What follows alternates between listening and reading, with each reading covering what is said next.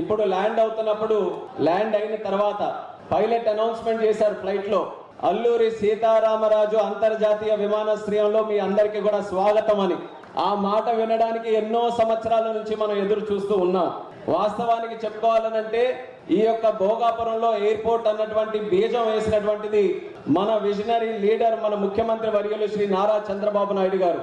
ఆ రోజు ఉత్తరాంధ్ర అంతటిని కూడా కలిపికట్టుగా మనం అభివృద్ధి చేయాలనంటే ఒక ప్రాజెక్ట్ అందరికీ ఉపయోగపడే విధంగా, కనెక్టివిటీని పెంచే విధంగా ఇక్కడ చేయాలనే ఆలోచనతో అప్పుడు మన ఉత్తరాంధ్ర నుంచే పార్లమెంటు సభ్యుడిగా కేంద్ర మంత్రిగా ఉన్నటువంటి పోసుపాటి అశోక్ గజపతిరాజు గారి తాలూకు ఆధ్వర్యంలో ఆనాడు 2016లో కేంద్ర ప్రభుత్వం నుంచి ఇన్ ప్రిన్సిపల్ అప్రూవల్ ఈ భోగాపురం ఎయిర్పోర్ట్ కోసం చేసుకోవడం జరిగింది. కానీ తర్వాత ప్రభుత్వం మారడం వల్ల, అనేక కారణాల వల్ల, అనేక ఇబ్బందులు రావడం వల్ల ఆలస్యమైనా మళ్ళీ ఆ భగవంతుడి అవకాశం నాకు కల్పించాడు.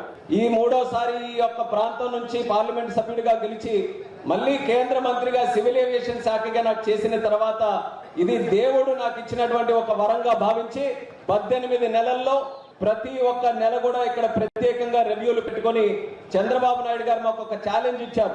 ఎప్పటికల్లా పూర్తి చేస్తారని మొదటి నెలలోనే ఇక్కడ రివ్యూ మీటింగ్ పెడితే ముఖ్యమంత్రిగా ఆయన అడిగిన తర్వాత మేము డిసెంబర్ 26కి ఇది కంప్లీట్ చేయాలని ఉంది సార్ అని చెప్తే, డిసెంబర్కి కాదు ఉత్తరాంధ్ర అభివృద్ధి చెందడానికి ఇది ప్రధాన కారణం కాబోతుంది కాబట్టి 6 నెలల ముందే దీన్ని పూర్తి చేయాలని ఆ రోజు చెప్పారు. ఆయన ఇచ్చినటువంటి మాటని శాసనంగా తీసుకొని 6 నెలల ముందే పూర్తి చేయాలన్న ఆలోచనతో ఎంత ఫాస్ట్ గా ఈ ప్రాజెక్ట్ ని నడిపించామో మీ కళ్ళ ముందు మీరే అందరూ కూడా చూశారు.